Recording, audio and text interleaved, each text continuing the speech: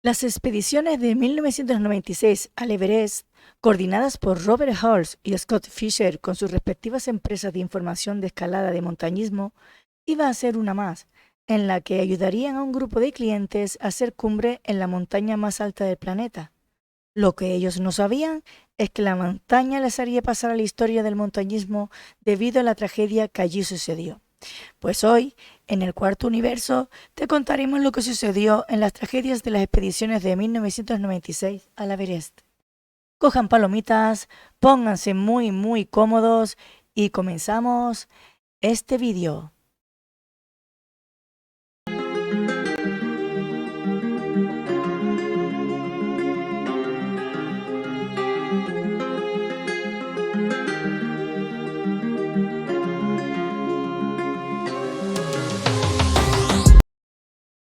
Robert Edwin Hall nació el 14 de enero de 1961 en Nueva Zelanda. Al momento de su muerte había completado su quinta cumbre en el Monte Everest, el escalador con mayor número de cumbres en la montaña más alta del planeta hasta ese momento. En su juventud escaló los Alpes del Sur en su país natal, conociendo allí a Gary Bell en 1988. Gary Bell sería su gran amigo y compañero de montaña de ahí en adelante. Ambos buscaron patrocinios para sus expediciones tal como lo intentaron hacer todos los escaladores debido al alto coste de este tipo de empresas. En 1992 deciden fundar Adventure Consultants, que en muy poco tiempo se convertiría en una empresa líder de expediciones con guía. El objetivo, ganar dinero llevando a sus clientes a la cumbre de la montaña más alta del planeta, a la que después seguirían añadiendo otras tantas. Adventure Consultants fue desde que se creó una de las empresas comerciales de expediciones más importantes y de hecho hoy en día sigue siendo impresionante. Pero lo que menos esperaban tanto Robert Hall como Gary era pasar a la historia formando parte de la gran tragedia del Monte Everest en 1996. La expedición al Everest de 1996 estaba formada por 8 clientes y 3 guías de montaña. Los guías eran Robert Hall y Andy Harris, y entre los clientes se destacaba John Krakauer, que era un periodista asignado por la revista de montaña Outside.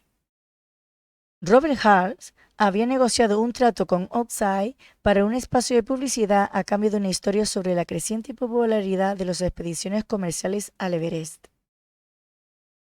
Aquel viernes 10 de mayo de 1996, las principales expediciones comerciales se encontraban establecidas en el campo 4 de Everest, a 7.900 metros de altura, al que habían arribado en la tarde del día anterior bajo un fuerte viento que fue poniéndolos más intenso al caer la noche y que en cierto momento hizo poner en riesgo el intento de hacer cumbre.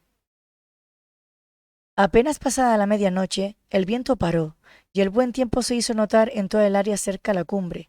Fue en ese momento en el que todos los equipos decidieron poner rumbo en busca de la cima. Eran las 2:30 de la madrugada. El primer intento se inició con Aventura Consultants, acompañado principalmente por el equipo de Mountain Madness de Seattle, Estados Unidos, que estaba comandado por Scott Fisher, otro gran escalador. Pero los contratiempos empezaron al poco tiempo de iniciar el ascenso. Al arribar al escalón Hillary, descubrieron que las cuerdas fijas no habían sido colocadas y este hecho hizo que se retrasaran una hora poniendo las cuerdas nuevas. Cada minuto bajaba un viento de entre 50 y 60 kilómetros por hora a menos 25 grados centígrados era una eternidad. Debido a que 33 escaladores se encontraban intentando llegar a la cumbre el mismo día, ya que Robert Hals y Fisher, jefes de sus respectivas expediciones, les habían pedido a sus clientes permanecer a 150 metros uno del otro, se formaron cuellos de botella en la única cuerda fija en el escalón Hillary. Muchos escaladores continuaban sin hacer cumbre a las 2 de la tarde, la última hora segura para regresar al campo 4 antes del anochecer. Se había puesto la hora de las 2 como límite para iniciar el descenso. Angie Dorje, el Sherpa de Aventura Consultants, junto con Sherpas de otras expediciones, aguardaron en la cumbre la llegada de los clientes. Se comenzó con el descenso desde la cumbre pasada las 15 horas, una hora más tarde de lo planeado. Anne Dorje encontró al cliente Don Hansen por encima del escalón Hillary y le ordenó descender, pero Hansen se negó rotundamente. Cuando Hal llegó al lugar, envió a los Sherpas montaña abajo para ayudar a los otros clientes y declaró que se quedaría para ayudar a Hansen, quien se había quedado sin oxígeno adicional. Hansen finalmente alcanzó la cumbre con la ayuda de Hal, pero eran las 3:30 de la tarde. Alrededor de las 5 de la tarde, la tormenta de nieve se desató en la cara sudeste del monte Everest, golpeando muy fuerte a todos los escaladores que estaban descendiendo, disminuyendo la visibilidad y borrando el rastro del retorno desde la cumbre hasta el campo 4. Lo peor que podía suceder estaba ocurriendo. Andy Harris comenzó a ascender al escalón Hillary a las 5:30 de la tarde con agua y oxígeno adicional para asistir a Hans y Hals. A las 4:40 del día siguiente, 11 horas después, Robert Hall se comunicó por radio informando que se encontraba en la cumbre sur y que Doug Hansen había fallecido a consecuencia de una caída y que Andy Harris estaba desaparecido. Definitivamente, Robert Hall se encontraba para entonces en una situación complicada. No podía respirar oxígeno embotellado porque el regulador de su botella se había congelado. Si bien Montaña mantenía contacto radial con su condición, se fue apagando rápidamente y hacia las 9 de la mañana del 11 de mayo había logrado solucionar el tema del oxígeno, pero sus congelaciones en manos y pies le impedían utilizar las cuerdas fijas para continuar con su descenso.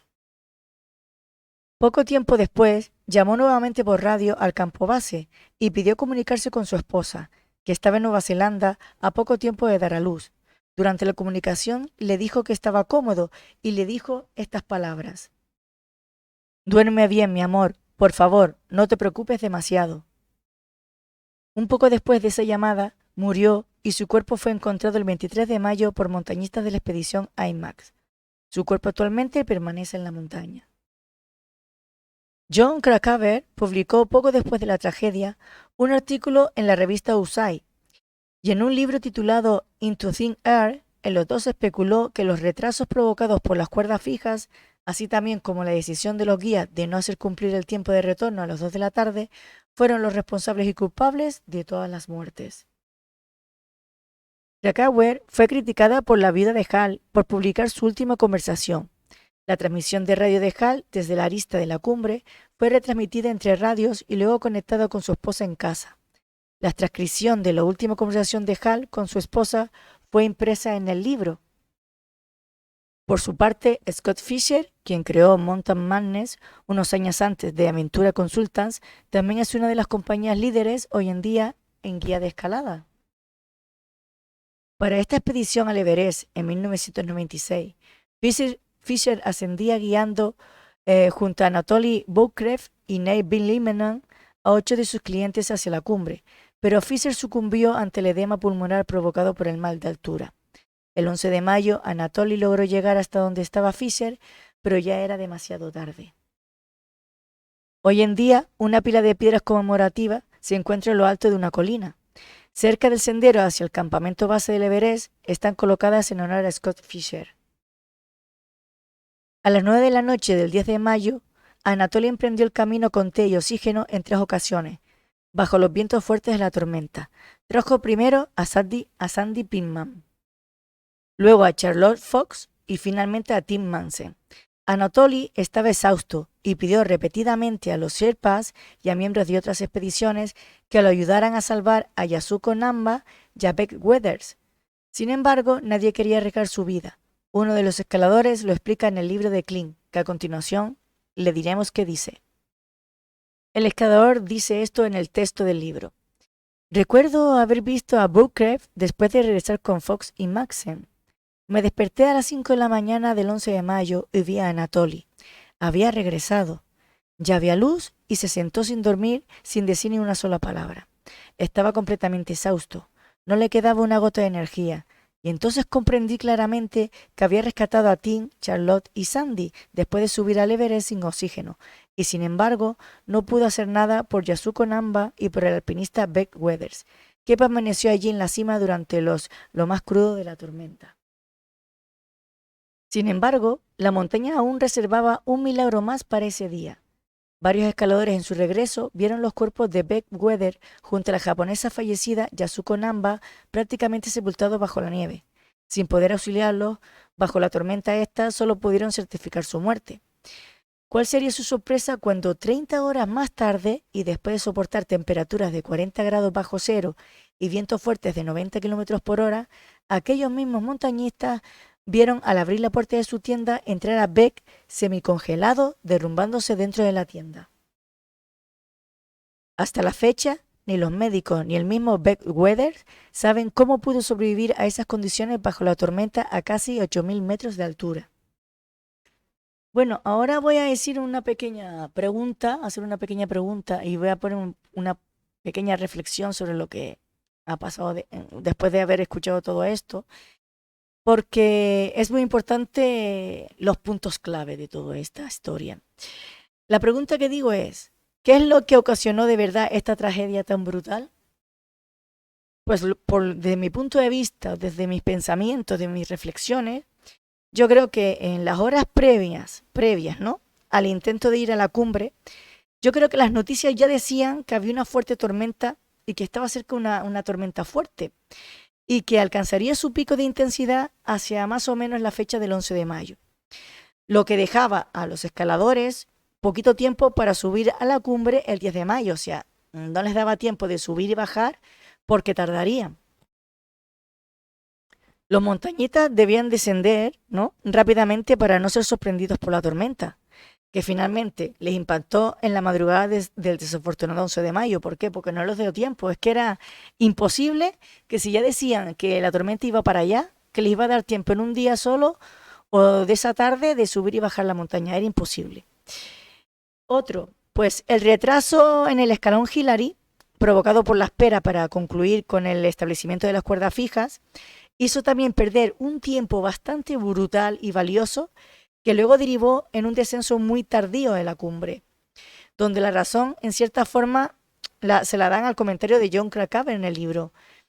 Y un elemento adicional, que es la baja presión mucho más pronunciada que lo habitual, hizo descender el nivel de oxígeno en la atmósfera, situación que en esas alturas es prácticamente mortal, es morir, porque es el oxígeno se va acabando a ese tipo de alturas y te puedes desmayar y todo. Hoy en día, todas estas alternativas son provistas por parte de los equipos comerciales. Normalmente en la ruta del Collado Sur se establece año tras año cuerdas fijas que llegan hasta los confines de la mismísima cumbre. Y después de ver todo eso, pues después de eso ya llegan los clientes. Tengo que decirles que el Monte Everest no es el 8000 más complejo en lo que hablamos de ascensión. De hecho, comparado con otros 8000 más mortíferos, como el Annapurna, el Nauga Parbat y el K2, sería algo parecido a una caminata por el campo. Pero claro, tiene un elemento adicional que incrementa el peligro y es necesario mejorar los tiempos con una estrategia muy, muy estudiada para no caer en situaciones como la vivida en esta tragedia, ¿no? ¿Y cuál es ese elemento adicional que es lo que tiene el Everest? Pues es la altura. ¿Y qué significa eso? Pues dicen los que saben del tema que el Everest tiene la altura precisa. Si tuviera 200 metros más de altura, sería prácticamente imposible escalarlo. Todas las personas que saben de montañismo saben que más allá de los 8000 metros inicia la que se llama zona de la muerte. A partir de allí, el cuerpo humano literalmente empieza a morir. Cualquier demora jugará siempre en contra. El ataque final a la cumbre de Everest o cualquier otra cumbre por encima de los 8000 metros es más, chicos, un juego de ajedrez que una escalada. Pero ese juego donde la ventaja la tiene siempre la montaña, nunca la tiene el escalador. Siempre va a ganar la montaña, porque igual que como el mar es traicionero y la montaña también.